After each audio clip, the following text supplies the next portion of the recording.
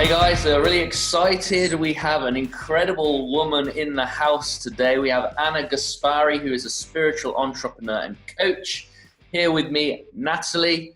Really excited for today. Anna, how are you?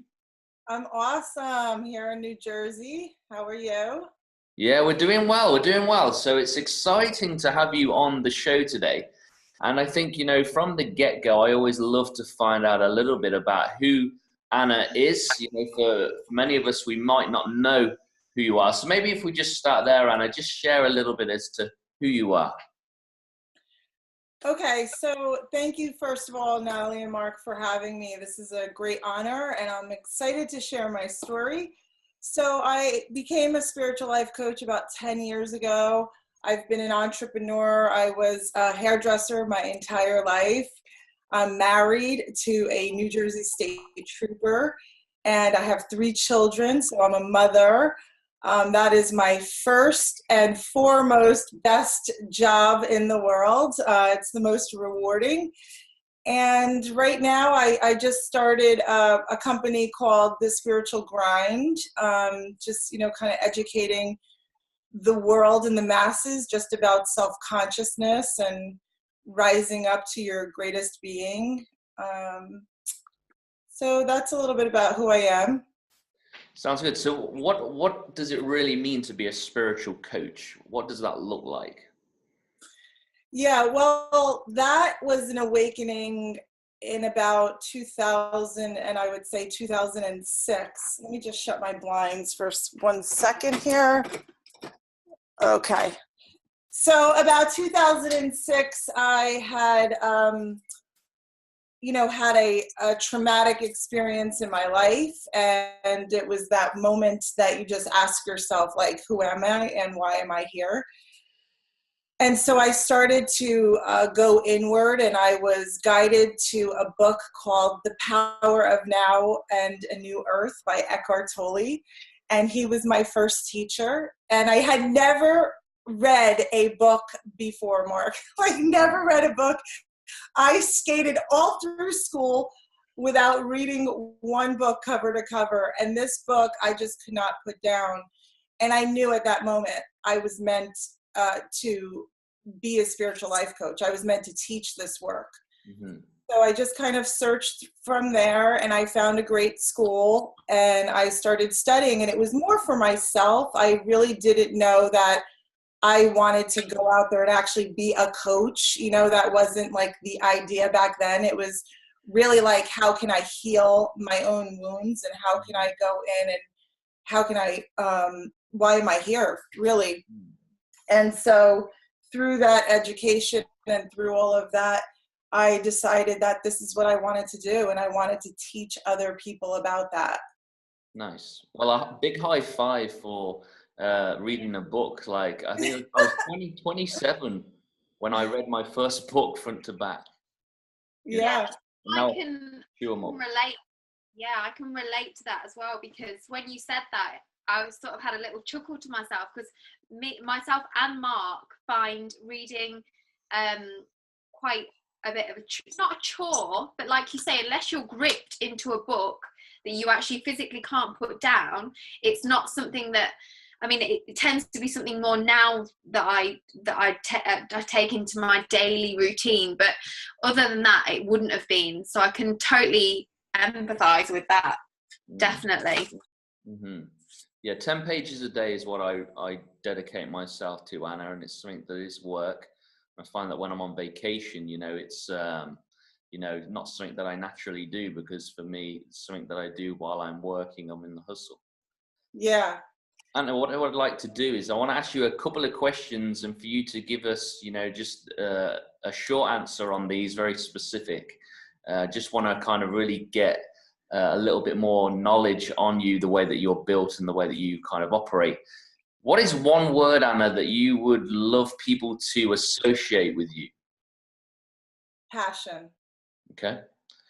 And what is your favorite part of the day? Are you a morning person, a night owl? Is there a particular day, like time of day, where you really find your sweet spot and your happy place? Yeah, probably around 11 o'clock a.m. And is there a specific reason as to, why that might be? I'm not a morning person. So I'm not a morning person. It takes me a little bit of while to get up in the morning and get moving, and I get the kids off to school, and then I kind of get in my routine, and I have my coffee, and I get into my grind, and I think that's when it really starts to happen, because then I do my meditation and I do my journaling. And then it's like, okay, what am I creating now? What is my message for the day? And I usually get that around, most days I get that around 10, 11 o'clock. And then I'm ready to get out there and like post and, do my lives and contribute to the world. Yeah, we all need that environment to be able to breathe and refuel.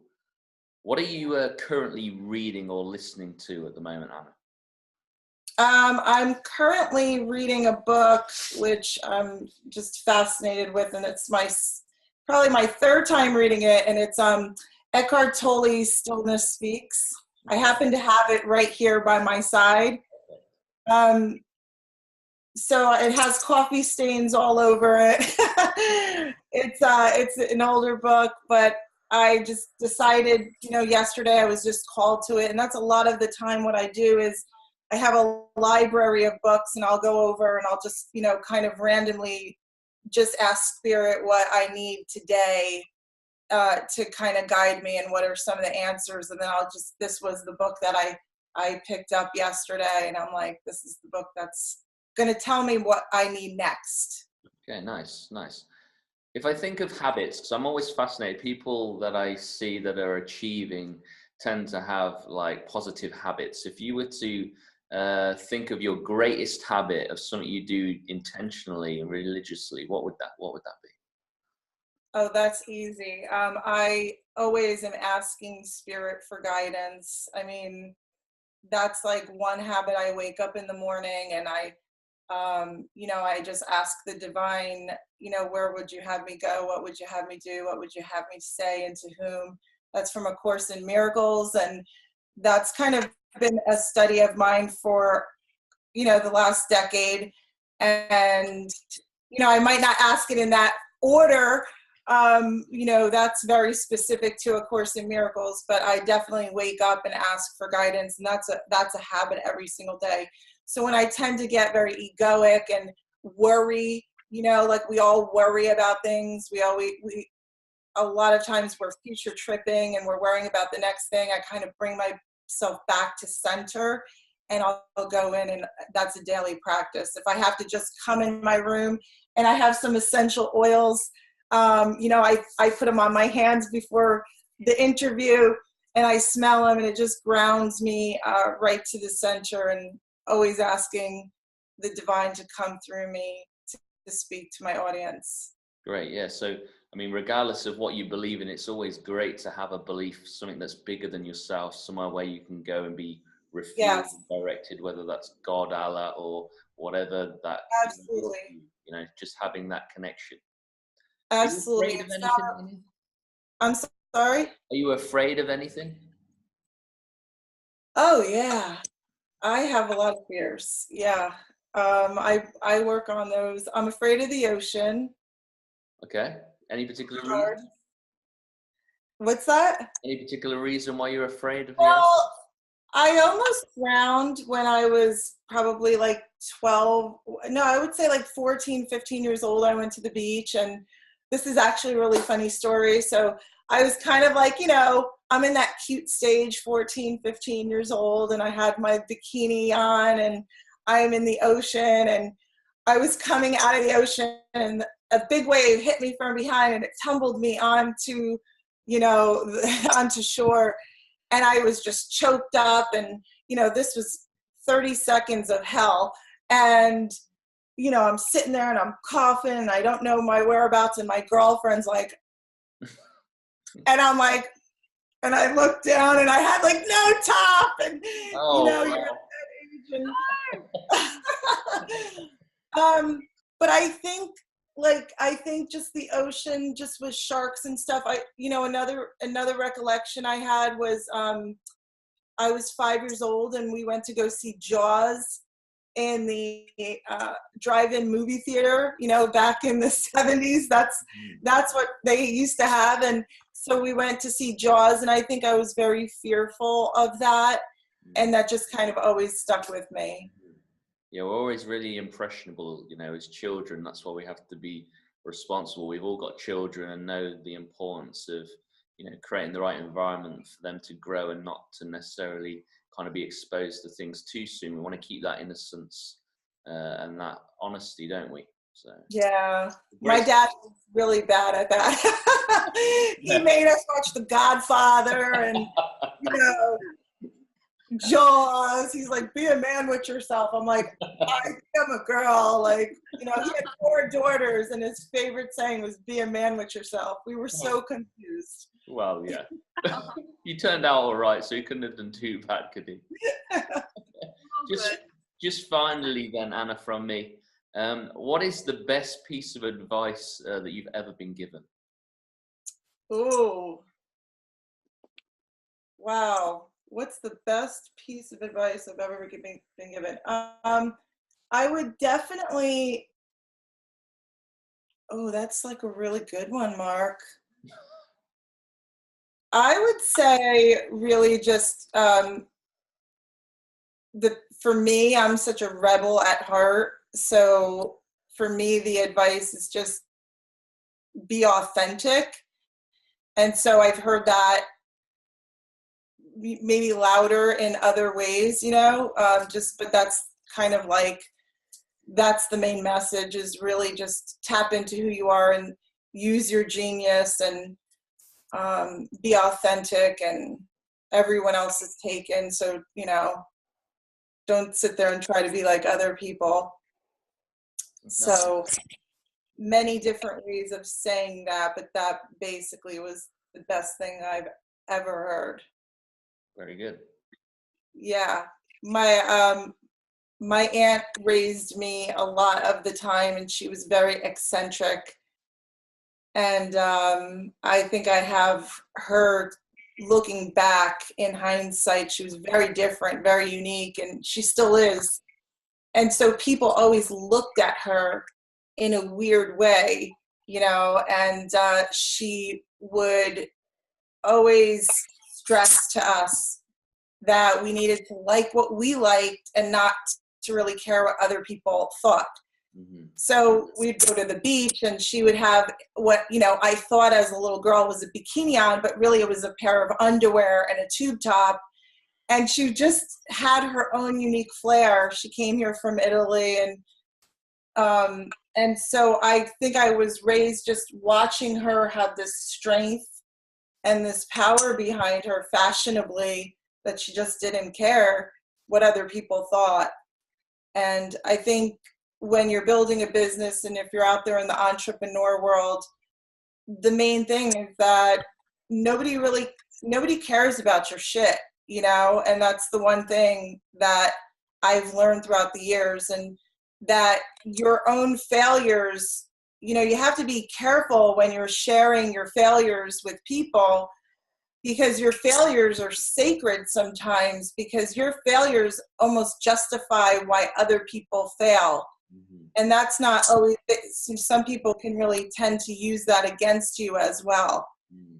And so there's kind of this shame and this guilt around failing out there in the world, when it's just it's an important and vital part of living.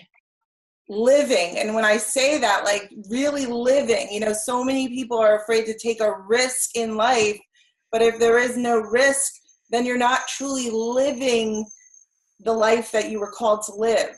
Mm-hmm. And so I watched, you know, this brave woman day in and day out, not, you know, be able to speak American very well, English very well. She came to America and just have her own unique sense of style and walk through life like that, just not giving a shit about what other people thought. And I loved that, and I learned a lot from that.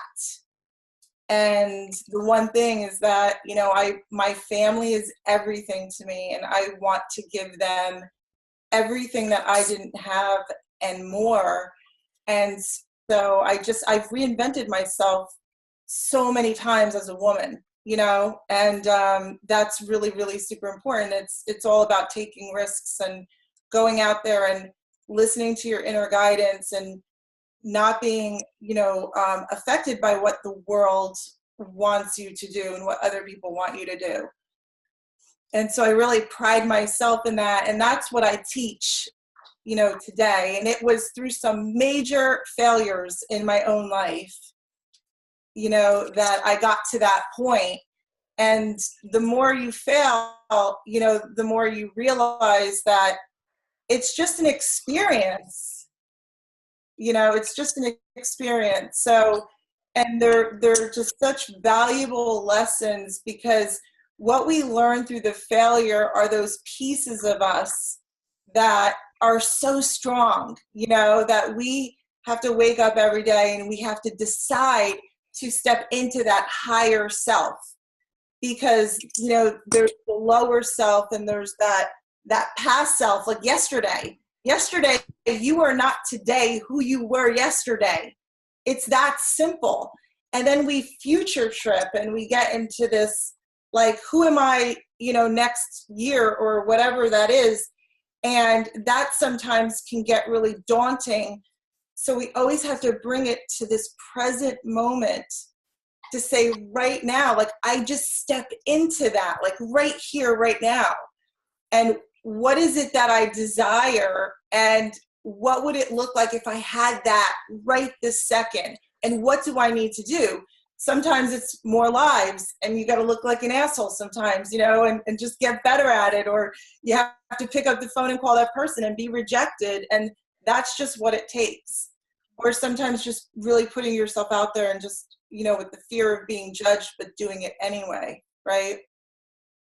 So, wow. Yeah. And that's what I absolutely am so passionate about. And that's what gets me up every morning is, you know, when we succeed in life, we're not meant to just succeed and hold it to ourselves.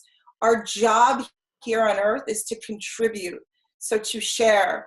And so that's the important thing. Like, I've learned a lot, and then I share, and then I also am learning constantly, right, from great leaders like yourself and Natalie. So, and given like opportunities like this to just continue to talk. And it's not me here right now, it's coming through me, right? And so that's the message, and not like overwhelming yourself with like, am I good enough? And am I worthy? Yeah, you're freaking worthy. And yes, you're good enough. Right here, right now, today, whatever it is you need to do, you're good enough. That's your message today. Like it. That's beautiful, Anna. And I think, you know, one of the questions Mark asked you at the very beginning was what word do you want people to associate with you? And you said, you know, passion, and that has definitely come through with, you know, even just saying what you've said there. It's just amazing. So I'm going to follow on, and I'm going to ask you some questions as well. Okay. I'm going to be a little bit different, but just be who you are and who you have been so far. So when you hear the words one more round, what is it that you think of? What comes to your head? Yeah, just, you know, Rocky, like getting back up. You know, I'm a big Rocky fan, and so I love that you guys named it that. Just reinventing, you know, reinvention. Like we constantly need to reinvent ourselves. Yeah, definitely. I totally agree. Great. And can you share one specific example of when and how you went that one more round? Oh, there's a couple of them, but I will tell you the one thing that really was the catalyst to where I am today was when I built my dream home, and it was the year 2006, and we moved in, and it was very, like, within a month, I realized that we weren't going to be able to afford our mortgage because of the mortgage industry at that time. That was like the time of the Big Short and all of that, the crash. Our mortgage changed, and I sat there and I got very depressed. And so I couldn't control myself, and there was this depression that was looming me every day. And so I remember the moment that I was speaking to someone on the phone, and I was telling her I'm getting a realtor and I think I'm going to sell my house. And she said, well, just be careful what you wish for. You just might get it.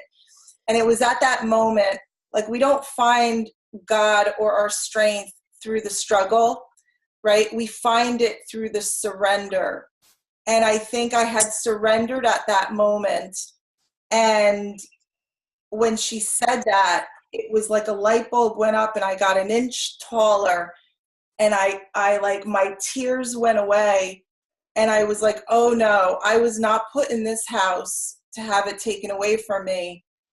And I went right to the computer and I'm like, I need to be bigger than the debt of the, it was over $500,000. So I was like, I need to be bigger than this debt. I need to be bigger than this house. And I literally envisioned my body bigger than my 3,600 square foot house. I envisioned this body really, really big standing over my house. And from that moment to the moment I actually found my purpose, it was a couple of years, but every single day I woke up and I just stayed the course. And that was my one more round. That was the moment I was knocked down at that moment. And I was like, I'm selling everything. I'm giving in. I'm blah, blah, blah. And it was like, oh no, like, you're going to stand up and you're going to be bigger and you're going to be better. And I built a couple of businesses from that point on and saved my house. Goosebumps. Okay, so when things are really difficult and you've either made a bad call or a bad decision, how do you bounce back from that? What's your thing that, what do you do? Yeah. So I honor the decision, and I go right on to, like, this is kind of like my little Zen area, and I take my journal and I just really honor the decision I made, and I honor how I'm feeling, because that's another thing I teach is, like, we're not supposed to suppress, minimize, and deny our feelings. They're signals from God that we're out of alignment. And so I just say, okay, why am I feeling so depressed right now, or angry or sad, or whatever it is I'm feeling? And I honor that. And then I just journal on it. What have I learned from this lesson? What am I supposed to learn? And then how, what would it feel like if I accomplished that thing that I was going to do? And then I get myself into a different state, right? Because you have to feel it real to move forward. Yeah. And so I just kind of try to get myself into a different state, but it takes a lot of self-love and self-compassion when you fuck up, that's just when you messed up, it takes a lot of self-love and compassion. Yeah. And you don't need that. A lot of people go to other people for validation, and we don't need that. We just need to give it to ourselves. Yeah, that is so true. So true. Okay, so tell me one thing that I don't know about you that I need to know. I used to break dance, and I actually really love it. And I try to do it all the time still, but I used to be in a break dance band when I was younger. And so I think people sometimes get shocked, but I just love rappers and, rap dancing and break dancing. I just love it. I could watch it all day long. You have everyone in amazement when you're out with them, and then just chuck out this big break dance on the floor. I used to spin. I had a really bad injury in my back a few years ago, so I'm very cautious, but I do pull out the little worm once in a while. And Gosh, brilliant. Okay, so who do you know then, Anna, that we don't know that you think would be amazing on this show and have a lot to share? Oh, there's so many people. So I have a friend, Christy Dreiling, who's amazing, and she has a lot to give to the world. And I have my friend Andy Love, who is just, crushing it in same industry as myself. Tony Lewis from New Zealand, who is writing a book on trauma. And I know there's a lot of that in the world right now. So she's another awesome one. I have a ton. I have a big list. that's great. You shared some already. That's amazing. And I just want to ask one more quick question. Obviously, just based on the fact of what you shared, and myself having children, and I know Mark's, got children as well. The things that you do on a daily basis, do you believe that massively affects your children? Do you see them watching you and see them implementing that for themselves? Absolutely. So the one thing about children is it was a turning point in my life when I realized that children don't come to us, they come through us. And it changed my parenting from the second I really immersed myself in that they have their own journey and they're little people, right? And so I never tell them they can't do anything. I always tell them what's the first thing you're going to do with your life, because I'm multi-passionate, right? I have many things, and I really embrace that. So I never say, what do you want to do with your life? I always say, what is the first thing you're going to do? But yeah, children come through us, for their own journey. And so they do watch me, and they're listening and they're learning. And I have 3 amazing children. My daughter is going to be 17 in less than a month. My son is 15, and my little son is 9. Yeah, he's 9. He'll be 10 in December. Oh, beautiful. Oh, and Anna, thank you so much. I can't thank you enough. You've been amazing and shared some amazing things that I'm sure other people will just be in awe of. So thank you so much. No, thank you. Anna, just any more for yourself, Mark? sorry, yeah, just before you go, Anna, if you could share a little bit of how people can get in touch with you and connect with you, that would be awesome. Yeah, so AnnaGaspari.com is one way, and you can look me up on thespiritualgrind.com as well, and Facebook, The Spiritual Grind. I'm not real great on Instagram, but I do have an Instagram account right now. And yeah, that's it. And of course, my profile page, Anna Gaspari. Awesome. Wonderful. Thanks very much, Anna. Thank you.